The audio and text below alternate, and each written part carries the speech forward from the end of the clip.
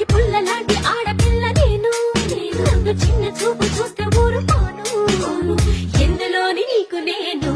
తీసుకోను నా సంగతేంటో తెలుసుకోవా పోను పోను అచ్చమైన పల్లె రాని పిల్ల నేను మంచి పైన గాలి చీల్చి తిరిగినాను ఏరి కోరి గిల్లి కజ్జా పెట్టుకోను నిన్ను చూస్తే ఇల్లగుండా